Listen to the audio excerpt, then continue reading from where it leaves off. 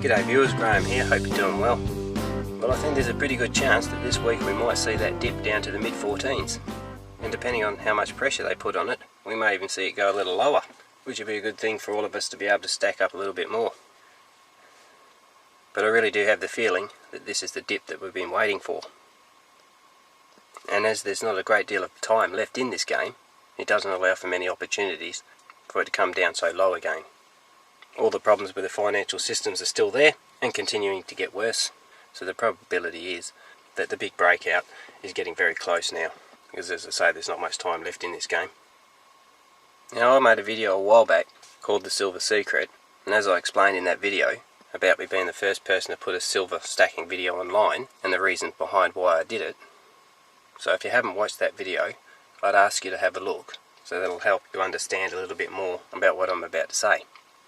You see, one of the things that I wanted to do with silver was to use it to help enlighten people as to the reality that's occurring around them. And as I said in The Secret of Silver, I used people's greed to do it, and that made it quite simple. However, back then, I had considered other things to encourage people to save and accumulate wealth.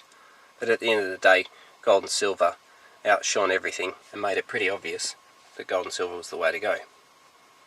Because if I had to use something like honey for an example, it wouldn't have had the same trigger effect on people's greed, because even though honey is actually a good investment, because it lasts forever, is a renewable resource, high demand, and with threats of diminishing supply due to global diebacks of the honeybee. But honey simply wasn't as appealing as gold and silver.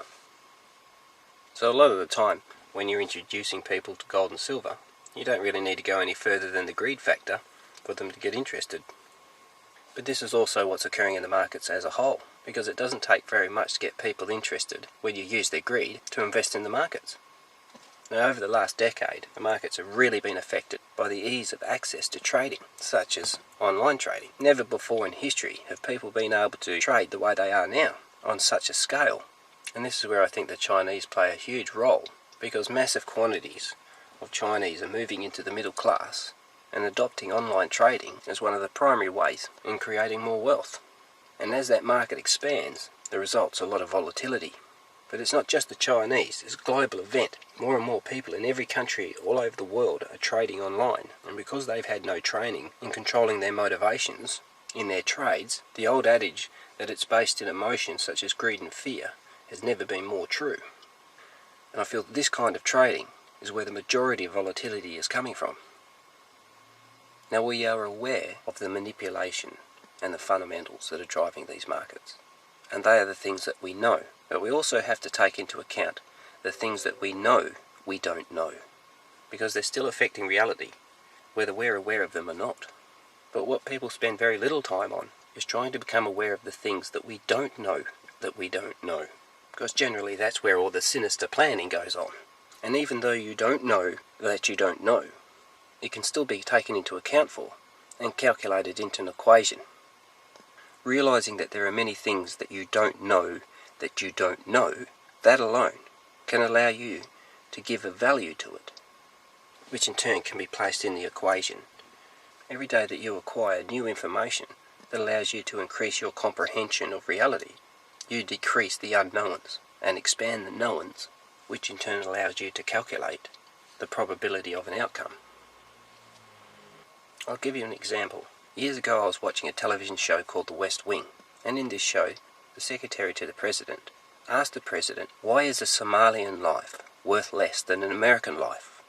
And the president replied, I don't know, but it just is. Well, when you're confronted with a question like that, it started off as an unknown, and moved into simply the unknown. Now, by looking at that unknown and asking yourself clearly, without bias, and using a neutral perspective, you can actually answer questions like that. And the answer to why a Somalian life is worth less than an American life, because the position that a Somalian is in is different to the position an American is in. It boils down to their usefulness, whatever they are being used for. And the less usefulness a person has, the less value they have, as far as the system we live in is concerned. So when the system looks at you, it determines your value according to your usefulness. And your usefulness is determined by what you can be used for. So the fact that an American is more useful than a Somalian as far as the global systems are concerned, is what has placed the lower value on the Somalian. And that works the same for you. In the grand scheme of things, the values of all things are changing. The values of people in the Western world are changing, and the value of people in Asia are changing. And as your value decreases, it would appear the more horrible things become. Because the only way to contain people who have been given low value is to get them to destroy and kill each other. So ask yourself, is the value of the people in your country increasing? Because if it's not, you know where it's heading because of the way the global powers treat those who are considered of low value. All the countries with people in who are considered to be of low value are in virtual chaos, rife with civil war and wholesale slaughter of its own peoples. Africa is a classic example of how when low value are put upon people, it causes those people to believe their value is less, and they destroy each other. So by knowing about silver and gold, gives you an understanding of true values when it comes to wealth. But to survive in the new world that's coming, if you don't shine like gold and silver, then your value will be considered to be low. So by educating yourself and understanding how things truly work, and placing yourself in a position that is desirable by the people who are controlling the world, it will automatically give you a higher value. It doesn't matter what colour you are, or what religion you are, or what country you come from. It matters how useful you are, and the more useful you are, the more you shine, just like gold and silver. To be what the globalists consider just a useless feeder, not contributing, and only extracting, and being the kind of individual whose actual death wouldn't matter to the grand scheme, then there's a much higher chance that you're earmarked for depopulation. It's not hard for these powers to ensure that you're controlled to the point of annihilation. And it will happen with this changing world, because this is how they have always dealt with the people that they find that they have deemed of low value.